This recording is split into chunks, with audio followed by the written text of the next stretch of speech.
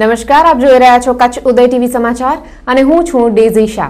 બુલેટિનની શરૂઆત કરીએ મુખ્ય સમાચારોથી। પશ્ચિમ કચ્છમાં સતત ત્રીજા દિવસે છૂટી છવાઈ મેઘમહેર યથાવત। ખાવડા, નખત્રાણા, માંડવી, અબડાસા, લખપતમાં 1 થી 3 ઇંચ સુધી વરસાદ। માંડવીના પદમપરમાં 2 કલાકમાં 3 ઇંચ। અંજારના વરસામેડીમાં આવેલી વેલ્સપન કંપની સાથે કંપનીના જ 2 કર્મચારીઓએ કરી પોણા 15 લાખની ઠગાઈ। સપ્લાયર્સના નામે ચેક બનાવી બેંકમાંથી ઉપાડી લીધી મોટી રકમ। અબડાસાના ચિયાસરમાં દલિત યુવતીના વિધર્મી સાથે થયેલા પ્રેમ લગ્નના કેસમાં નવો વળાંક। લગ્ન કરનારી યુવતીએ નોંધાવી જાતીય શોષણની ફરિયાદ। નખત્રાણાના બિબ્બરમાં ગરબા સંગે નહીં પણ રામલીલાના સથવારે ઉજવાય છે નવરાત્રી। 6 દાયકાથી ભજવાય છે રામલીલા। ગાંધીધામમાં પણ રામલીલાએ જમાવ્યો રંગ। અને કચ્છમાં ચોતરફ ભારે થનગનાટ સાથે થઈ રહી છે નવરાત્રીની ઉજવણી। નવરાત્રી દરમિયાન ગુંજી ઉઠ્યા છે સૂના ગામો। બૃહદ કચ્છીવાસીઓ આવ્યા છે માદરે વતન। અપર એર સાયક્લોનિક સર્ક્યુલેશનની અસર તળે કચ્છમાં સતત ત્રીજા દિવસે પણ વરસાદી માહોલ રહ્યો હતો। બુધવારે મધ્યરાત્રિએ સરહદી ખાવડા, નખત્રાણા, અબડાસા અને લખપતમાં મુશળધાર વરસાદ પડ્યો હતો। ખાવડાના કુરન, જૂના, તુગા, ધ્રોબાણા, કાળો ડુંગર વગેરે ગામોમાં સરેરાશ 2.5 થી 2 ઇંચ પાણી વરસ્યું હતું। આ તરફ નખત્રાણા અને પાવરપટ્ટીના નિરોણા, બિબ્બર, ઓરીરા, ઝુરા વગેરે ગામોમાં પણ 1.5 થી 2 ઇંચ વરસાદ વરસ્યો હતો। તો અબડાસાના નલિયા, કોઠારા, બિટ્ટા, જખૌ, વાયોર વગેરે ગામોમાં પણ 1.5 થી 1.5 ઇંચ વરસાદ વરસ્યો હતો। તો લખપતના દોલતપર, ગઢુલી, પાનદ્રોમ, માતાના મઢ, ભાડરા વગેરે ગામોમાં પણ ધોધમાર ઝાપટા વરસ્યા હતા અને અંદાજે 1 ઇંચ પાણી વરસ્યું હતું। મુન્દ્રામાં જોરદાર ઝાપટું વરસી જતા અનેક ગરબીઓમાં કાદવ કીચડ છવાઈ ગયો હતો। ગુરુવારે બપોર બાદ પણ નખત્રાણા, લખપત, માંડવી, નલિયા સહિતના વિવિધ વિસ્તારોમાં ઝાપટાનો દોર યથાવત રહ્યો હતો। માંડવીના પદમપરમાં બપોરે એકાએક મુશળધાર વરસાદ તૂટી પડ્યો હતો। જોતજોતામાં 2 કલાકમાં 3 ઇંચ જેટલો વરસાદ વરસી ગયો હોવાના અહેવાલ છે। ભુજમાં પણ વિવિધ વિસ્તારોમાં સમી સાંજે ઝાપટા વરસ્યા હતા।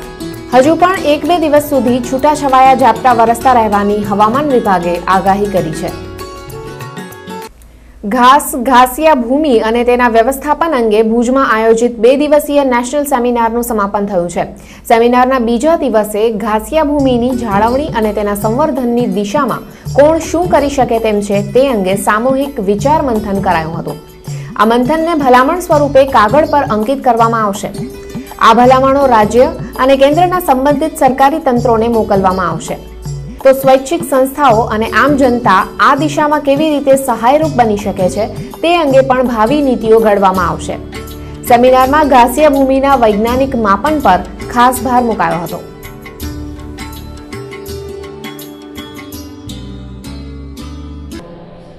આપણે જે પહેલાં ધ્યાન કેન્દ્રિત કરીએ, મુદ્દાઓ જે બહાર આવ્યા એ મુદ્દાઓને સિસ્ટમેટિકલી આપણે રેકોર્ડ કરીએ।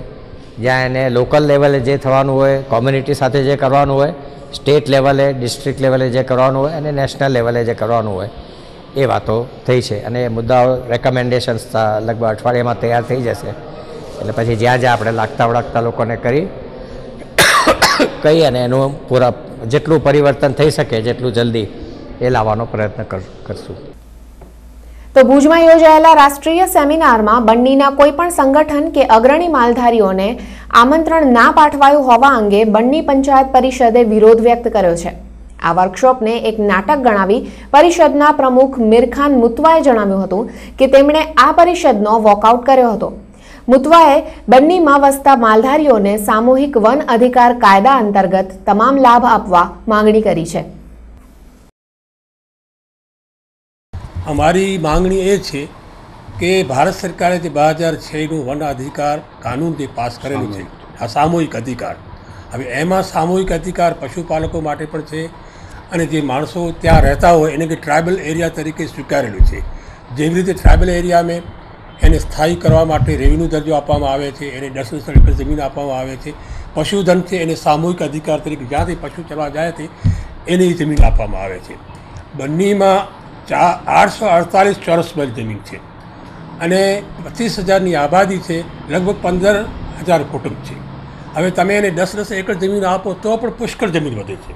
અમારો એમ કહેવાનું છે કે અમને અમારા અધિકાર મળવા જોઈએ અને અમારે પશુઓને જે સામૂહિક અધિકાર છે એ મળવા જોઈએ. અને બાકી જમીન, કારણ કે જમીન 848 વર્ષ એટલે એક એસ્ટેટ જેટલી જમીન છે. હવે એમાં સરકાર બધું પોતાની રીતે કામ કરે, પણ અમારા જે અધિકાર છે અમે 100 વર્ષથી અહીંયા રહીએ છીએ. આજે અમારો કોઈ અધિકાર નથી. બરાબર. અબડાસાના ચિયાસરમાં દલિત યુવતી સાથે પ્રેમ લગ્ન કરવાના ચકચારી પ્રકરણમાં નવો વળાંક આવ્યો છે. જે દલિત યુવતીએ માતા પિતાની ઈચ્છા વિરુદ્ધ અને તેમની જાણ બહાર વિધર્મી યુવક સાથે પ્રેમ લગ્ન કર્યા હતા, તે યુવતીએ હવે તે યુવક સામે જાતીય શોષણની પોલીસ ફરિયાદ નોંધાવી છે. આ પ્રકરણમાં યુવક સામે ધર્મ પરિવર્તન કરાવવા અંગે પણ કાર્યવાહી થવાની શક્યતા છે. ઉલ્લેખનીય છે કે આ પ્રકરણમાં યુવતીના માતા પિતાએ સ્થાનિક પોલીસ યોગ્ય તપાસ નહીં કરતી હોવાના આરોપ સાથે ગત 25 નવેમ્બરે ભુજમાં કલેક્ટર કચેરી સામે આમરણાંત અનશનનું આંદોલન છેડ્યું હતું. બાદમાં પોલીસ 29 નવેમ્બરે યુવક યુવતીને ભુજ લઈ આવી હતી અને યુવતી સાથે તેમનો મિલાપ કરાવી માતા પિતાના પ્રશ્નોનું સમાધાન કરાવ્યું હતું.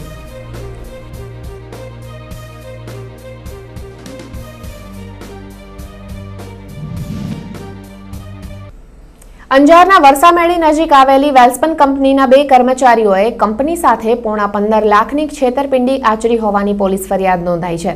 કંપનીના મેનેજર મહેશ વોરાએ રાજસ્થાનના રહીશ નરેન્દ્ર રામ ભરોસે ગુપ્તા અને મહેસાણાના વતની હેમંત પટેલ નામના કંપનીના જ 2 કર્મચારીઓ વિરુદ્ધ પોલીસ ફરિયાદ નોંધાવી છે.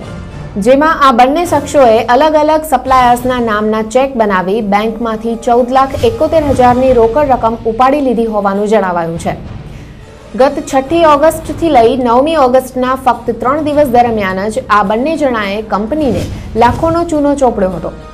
ફરિયાદ સંદર્ભે પોલીસે આરોપીઓને ઝડપી લેવા તજવીજ હાથ ધરી છે.